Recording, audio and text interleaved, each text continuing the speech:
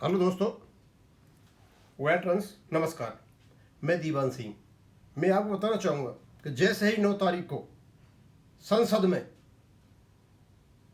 जो एम रेड्डी साहब ने सवाल पूछे पेंशन अपडेशन पर, उसका जो जवाब आया कि there is no pension updation the regulation, उसी समय से सारे पेंशनर्स के दिलों में आग लग गई और लगातार लोग लिखते रहे, हमको भेजते रहे, हम डालते रहे। हम कल सुबह से 10 तारीख से ही हम आज तक जो 10-12 वीडियो डाल चुके होंगे।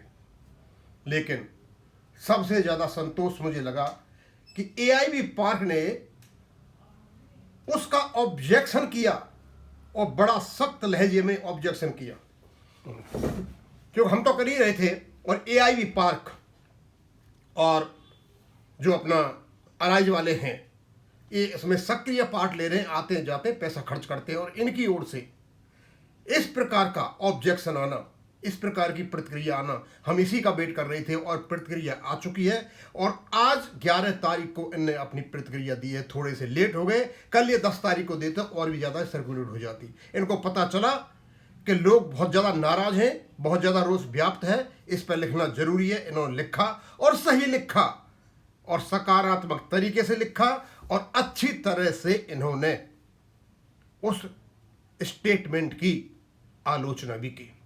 दोस्तों, इनका लेटर जब भी एआईबी पार्क बारे लिखते हैं बहुत लंबा होता है, तो मैं आपको केवल पढ़ करके बता सकता हूं। मैंने यहाँ उसको पेस्ट कर दिया है और ये लेटर तो वैसे भी आपका घूम गया होगा। तो वो यही कहते हैं कि लोकसभा में 9/3/2008 को, 2007 से 9/3/2026 को, 2007 से 9 जो क्वेश्चन नंबर था ये उसके संबंध में है।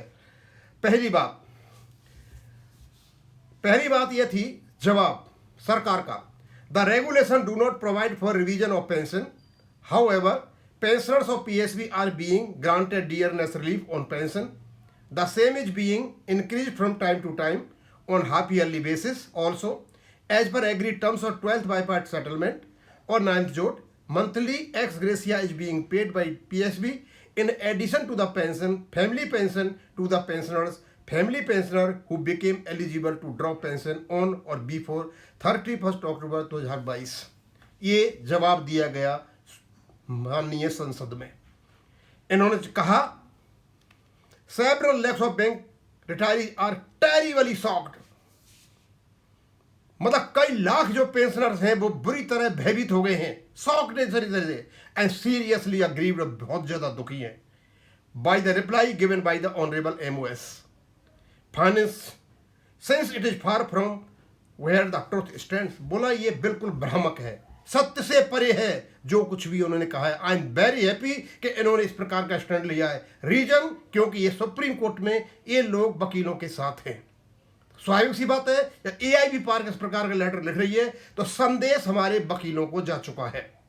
उसके बाद कहते हैं, it is quite baffling that the honourable minister is being repeatedly misled by IBA to make factually false statement as a reply to the question in the parliament on updation of pension to bank pensioners with total insensitivity comparing payment of half yearly revised DR as revision of pension.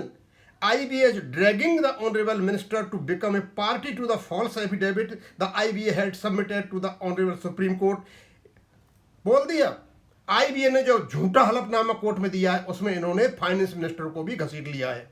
It is most unfortunate that the so called premier body of the bankers IBA should continue to behave in a highly unprofessional way, giving silly excuses for their serious lapses।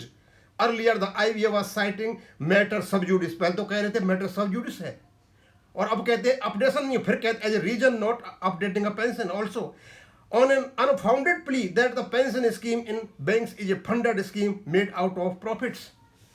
पहले कहता है ये funded scheme है, फिर कहते हैं ये क्या नाम है अपना मैटर सब जुडिस है, और अब कहते हैं इस समय कोई रेगुलेशन नहीं है। अच्छी तरह से लताड़ा है इनको एआईबी पार्क ने। इनको कहते हैं रिटायर्ड एसोसिएशन। ये रूप यदि आपका पहले ही होता तो शायद ये नीचे आगे होते। कहते हो फिर, we know that the standard procedure followed by any ministry to reply such questions is to get the inputs from the premier body concerned within the present case is the Indian Banks Association, we are very unhappy to note that the IBA hasn't properly briefed the DFS, MOF, Government of India with correct inputs and made the bank retirees a rejected community. As in other occasions in the past, we shall once again place our views in respect of whole issue with totally undeniable facts. अच्छा खासा जवाब दे दिया इनको. उसके बाद कहते हैं the pensioners retired or in service on the prescribed date opted for pension under Bank Employees Pension Regulation 995, which is a defined benefit pension scheme, relinquished their right to receive the bank's contribution to PF. As such, VPR 995 is a defined benefit pension scheme and not a funded scheme, and envisaged in the new pension scheme, which is defined contribution pension scheme. As defined pension scheme, the banks are statutorily mandated to contribute to the pension fund every year to the extent of shortfall if any as per actually estimated BEP regulation. Clear हो गया भाई. मतलब EIB park ने अब मान लिया जो इन्होंने सिनॉप्सिस में दिया था झंडा, अब वो उस गढ़ से अलग हट गए. अब ये रेगुलेशन 11 को लेकर के आगे, क्यों रेगुलेशन कहता है कि एक्चुअल कैलकुलेशन के आधार पर हर साल उसका कैलकुलेशन एक्चुअली करेगा और शॉर्टफॉल को पूरा करेगा. यानी लताड़ भी दिया और रेगुलेशन के 11 नंबर को लेकर के भी आगे. उससे होगा by charging it to their revenue account, profit and loss account before arriving at net loss. इस बार लिखा है आप लोगों ने लेटर. और क्योंकि जब रेगुलेशन 11 की ये बात कर रहे हैं तो ये फंड से निकल करके बाहर आ गए हैं. Next, it has also been noted that the pension scheme in banks was introduced in lieu of banks' contribution to PF solely for the reason that it is modelled on the central government pension scheme. As central government employees have pension as second benefit only if it was established, all future recruits would come only under this defined benefit scheme. BPR 995. When the government switched over to NPS for future recruits, banks were also compelled to switch over to NPS to future recruits, making this clear that the bank employees are eligible, entitled to only what the government employee get under the relevant pension. इन्होंने बहुत अच्छा जोड़ दिया. बोला हमारी pension scheme central government के scheme के अनुसार है. जब ओल्ड पेंशन स्कीम थी तो हम ओल्ड पेंशन स्कीम में थे. जैसे ही गवर्नमेंट में न्यू पेंशन स्कीम आई, हमारे भी कर्मचारी न्यू पेंशन स्कीम में चले गए. इसका मतलब ये होता है कि हमारी pension scheme totally central government employ के साथ में मिली हुई है. अच्छा, उसके बाद only because BPR 95 was based on government pension scheme, it was stipulated in regulation 56 of BPR not to refer to the central government. ये लो, अब इसको 56 को भी ले आए हैं, क्योंकि हमारी पेंशन स्कीम गवर्नमेंट स्कीम पर आधारित है और रेगुलेशन 56 स्पष्ट रूप से कहता है जब भी कोई डाउट होता है तो आप 56 में जाओगे. मैं CCS रूल 1972 का उदाहरण दे रखा है. और उसके बाद में बहुत कुछ कहते हैं द आंसर टू दिस, और ये कहते हैं कि whether pension updation is already provided in the BPR 995. Question डालते हैं और ये कहते हैं हाँ रेगुलेशन 995 में पेंशन अपडेशन है. दोस्तों बहुत बड़ा लंबा लेटर है, खास खास को पढ़ूंगा. हमने बहुत अच्छा कर दिया. There is a gross error in the observation that there is no provision for pension updation BPR 95. On the contrary, regulation 35(1) provides as under in respect of employee who retired between the 1st day of January 96 but before the 31st day of October 96, basic additional pension will be updated as per formula given up in next one. और उसके बाद में वो कहते हैं कि इसको 2003 में 35 को अमेंड किया गया. Basic pension and additional pension where applicable shall be updated as per formula given up in next one. The formula updation government pension 6 के साथ में इसको बना दिया गया.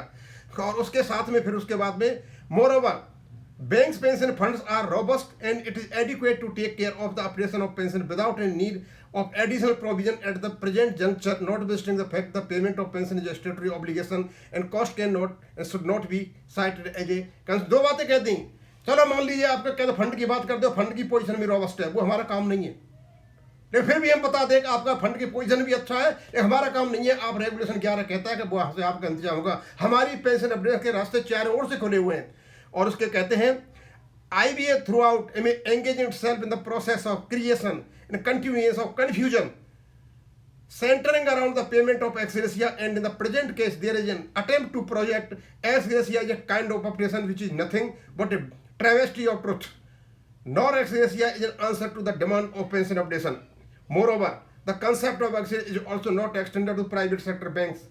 pensioner despite the fact that those private sector banks were also party to the pension updation. दोस्तों अब last में कहते हैं sir we believe that the no further elaboration on the issue is needed at least before you. You will kindly remember that you had been kind enough to allow us an audience in the near past, November 20th, 2025, where we had the occasion to hand over to you a memorandum and we also had the opportunity to share our views on the issue of pension updation.